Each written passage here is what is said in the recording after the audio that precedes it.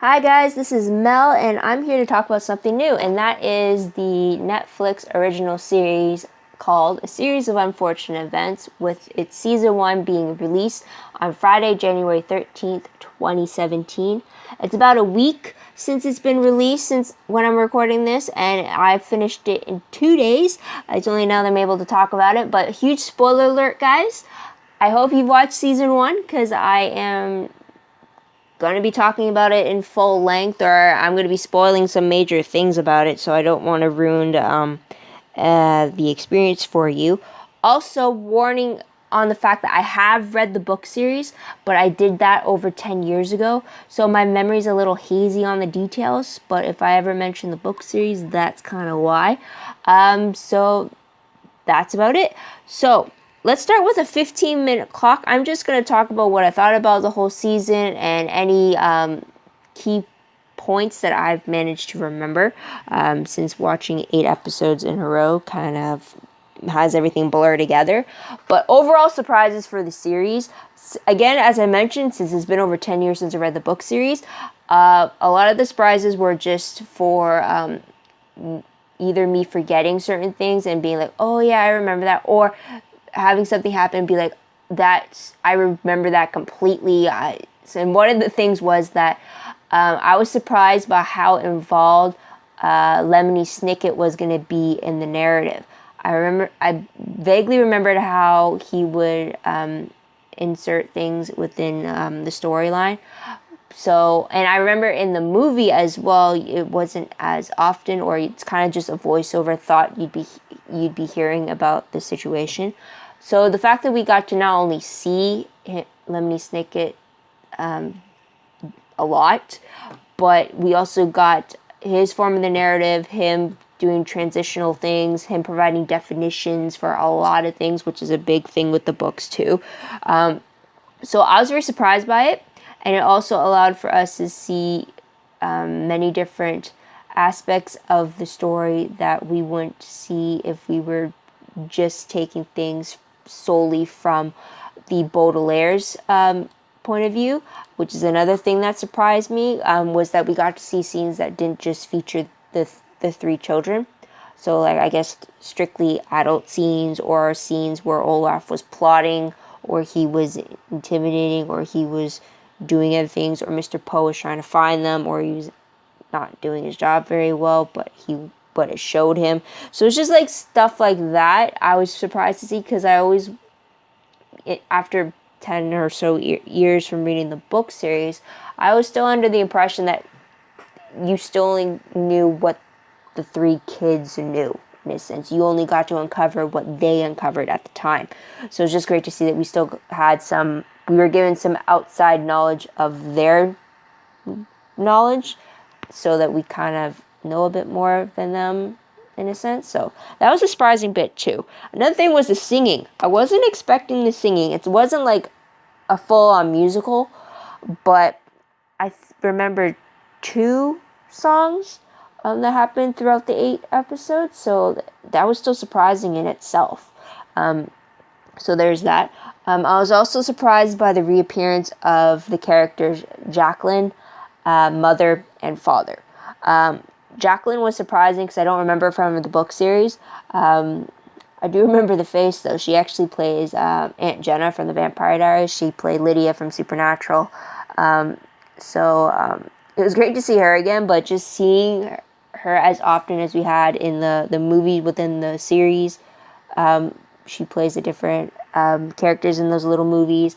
Her trying to get the Baudelaires to where they need to go, or try to get them on track as the will states. It was just very surprising how she might have all the answers they're looking for, and yet she can't tell them. So there's that. Also, the reappearance of the mother and father throughout the episodes was very surprising, because for a really long time it left me with the impression that they were the Baudelaire's parents, and they weren't killed in the fire. It was just all misunderstanding, or they had to flee so that they could come back, and then only to find out that they weren't their mom and dad. They were the mother and father of another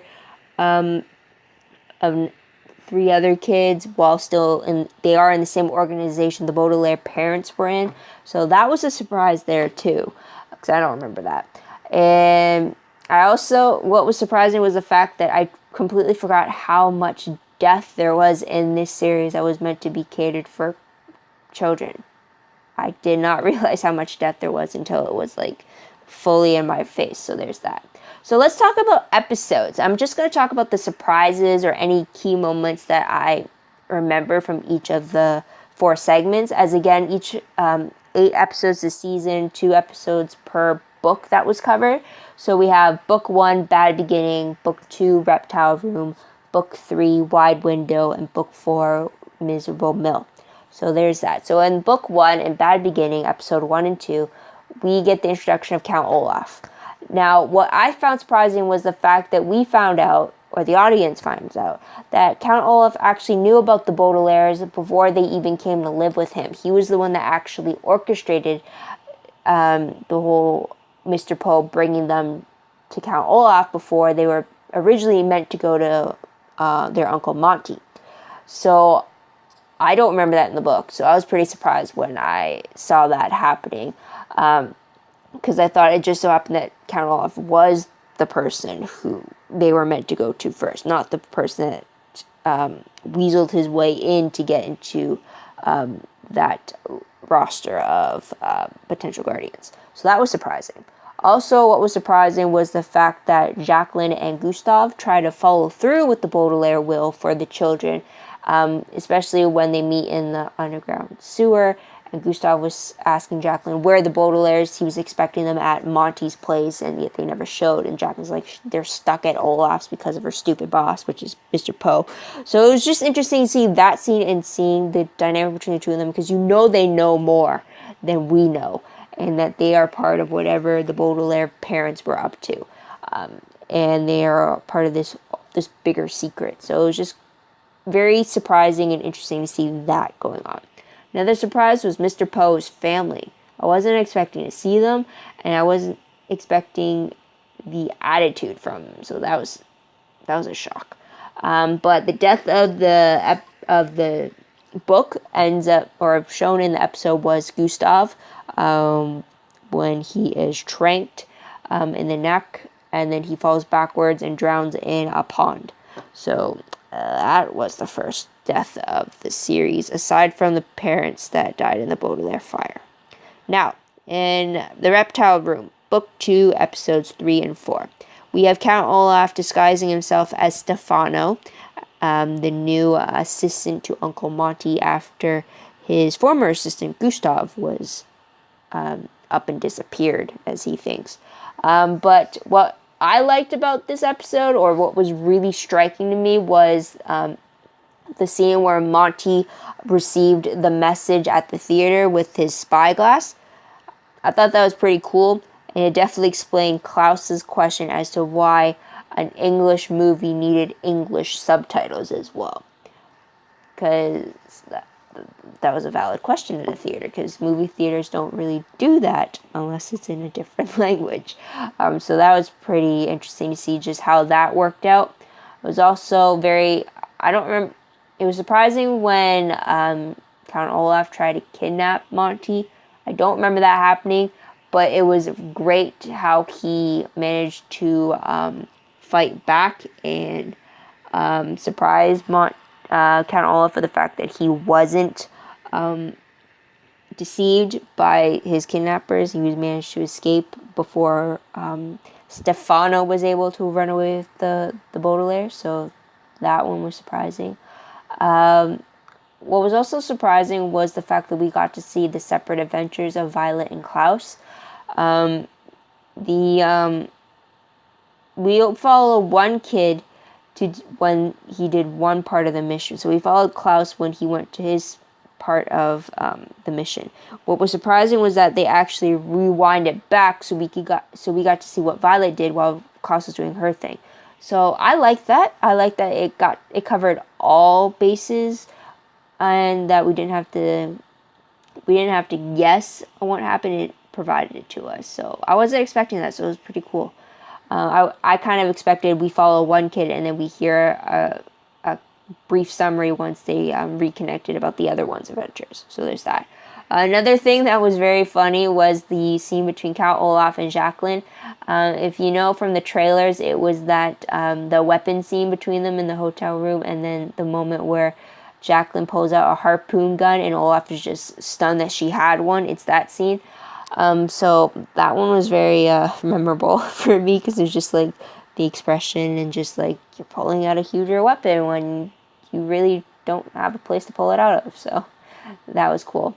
And from this, after watching season 1, I have to say that Monty was probably the best suited guardian that the Baudelaires have had so far after their 4 placements.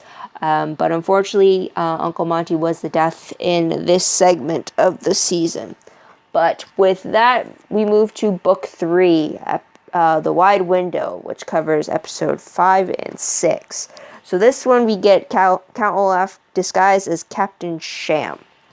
One thing I found surprising in this episode was the fact that Count Olaf knows this guy Larry, who runs a restaurant, but he is from the secret organization that the Baudelaire's parents seem to be a part of or know something about. And Count Olaf also knows Lemony Snicket, who he thinks is dead. Larry also thinks he's dead, but they have that brief little moment between the two of them where Olaf wants answers. Larry's telling him that the organization won't abide or something, or Larry was being defiant, and then Lemony Snicket was brought up, and Olaf was like questioning, isn't he dead or something? So there's that. Also, talking about Larry though, he was another surprising thing too, because he was actually trying to help the Baudelaires escape Olaf's clutches while they had that unpleasant lunch at his restaurant with Mr. Poe present, and him thinking that Captain Sham really is Captain Sham. So it was just surprising that Larry was trying to help them the way he was. The fact that he, I don't remember him at all in the books. I don't remember anyone part of the organization who tried to help the Baudelaires earlier on in the series. I think it was after book 5 they started meeting people who knew more about the secrets and stuff. I don't know. Again, over 10 years of since I read the books, so my memory's hazy. But there's that. Also, I wasn't expecting the flashbacks between Aunt Josephine and Count Olaf as Captain Sham, so that was surprising. But that's another example of quote unquote adult scene that didn't include the Baudelaires that I wasn't expecting. So there's that. Also, we found out a little tidbit that all 3 Baudelaires are allergic to peppermint. So that was something unusual, but it definitely stood out and proved its worth in the episode. But unfortunately, the death in the episode was their Aunt Josephine, who was eaten by a bunch of lachrymose leeches because she ate a banana. And they wanted the banana. So there's that. Moving on to the last section of season 1, that is The Miserable Mill, which was with book 4, and it is episodes 7 and 8. So this one we could Count Olaf as Shirley St. Ives. And what was surprising about this cover, this disguise, was the fact that Count Olaf had a history with the mill's optometrist, Dr. Orwell. And they both have a vendetta against the Baudelaire parents, and they were willing to take it out on the children. So I wasn't surprised. I wasn't expecting that. I was definitely surprised by it. Not only for the fact that Olaf had dated Orwell way back in the day, but the fact that they knew of the Baudelaires, the Baudelaire parents, so much to the point that they wanted to get their revenge on kids. While this whole time I was thinking, like I said in the books, I believed that Olaf had only become aware of the kids when they came on his doorstep that first day. No, it didn't even occur to me that he could have known about them long before they appeared on his doorstep that day. So that was a surprising bit for me. Another thing was surprising was also because of the fact that Klaus was hypnotized in this in book 4. It could be the fact that I don't remember it because it was Book 1 and 3 were only covered in the movie adaptation of the series. But Klaus being hypnotized was a surprise. It was very interesting to see how they worked through that. But now I'm left wondering, does that mean he has to avoid the word lucky every time, since that was the trigger word to get him hypnotized? Or does he have to, or does Violet have to already be wary of the word lucky and then always be ready to use inordinate as the trigger word to snap him out of his hypnosis? So there's that. One thing that was very disturbing, though, that I will say, is Phil's pancake leg. It was very off-putting to see it, especially when it happened. You still see his foot moving, yet his leg is squished. It's just like, ugh, that's not possible. And then when you see him later on and it's all cast and bandaged up, and it looks fine for the side, but when you look straight on it, you still see it's flat like a disc. It's like, why not just amputate it? I mean, yes, it's a kind of a kid series thing, but you don't really need to see them have the leg flattened like that. It's not like he's going to be able to pump it back as to its normal shape or anything. So that was a little disturbing. And there's the timer, but I'll be quick about it. Another thing that I wanted to point out was the fact that at the very end of the episode, when the Baudelaires were brought to the academy, there was a photo shown of Lemony Snicket with Count Olaf. Seemed to be back in the day.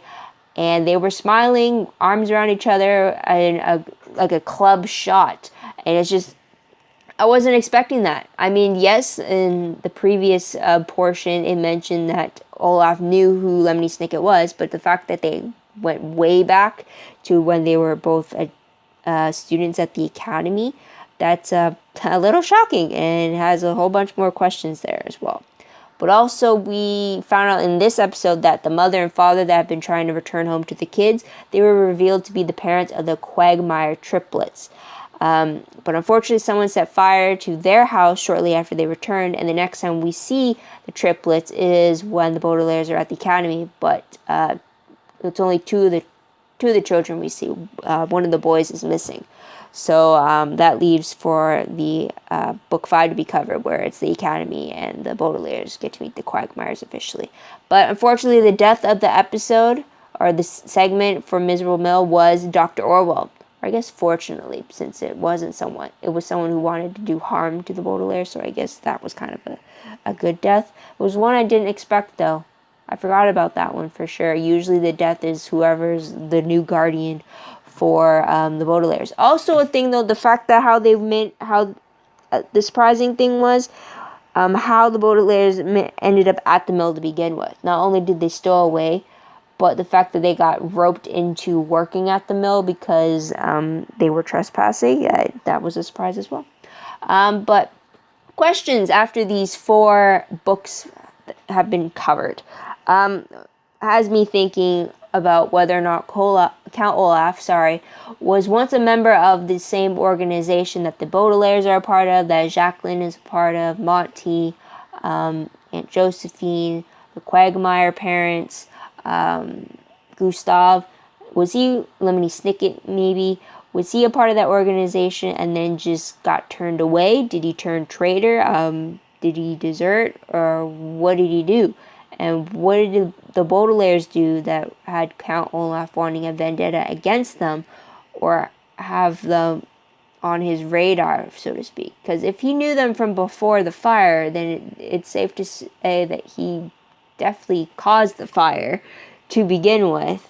But the motive would be unclear still. Unless it's just to get the fortune, then that's pretty much it, though. But what did you guys think of the first season? What did you guys like about it? What do you think is going to happen next? How do you think they're going to interpret the next books? Apparently, season 2 is going to be 10 episodes, so covering 5 books. So books 5, 6, 7, 8, 9. And then season 3 is going to cover the remaining books, so 10, 11, 12, and 13. So I'm really excited to see it. I know that for me, I remember things better if it's like a visual, if I can see it and if I can hear it. It's a lot more easier to remember details for me as opposed to reading the book version and getting a whole bunch of information jumbled up. But what do you guys think is going to happen, and how do you prefer this interpretation? And also, since both versions were done as a movie and as a TV show, which one do you think did it better, or which versions do you like better? Let me know in the comments down below. I'd love to hear about it. Also, don't forget to like this video, subscribe to my channel, and check out my video if you have other videos if you want to see what I talk about. Also, if you want to check out my Tumblr page, the link for that is down below. WordPress is also attached to that account, and it's also linked down below if you want to check out my other stuff. But that's about it, guys. So thank you for tuning in. I hope you come back to check out my other videos in case I cover another show that you like. But you'll probably hear back from me about a series of unfortunate events when Season 2 has been released. So until then, guys, this is Mel. Wish you all a great day, great week wherever you are. Bye for now.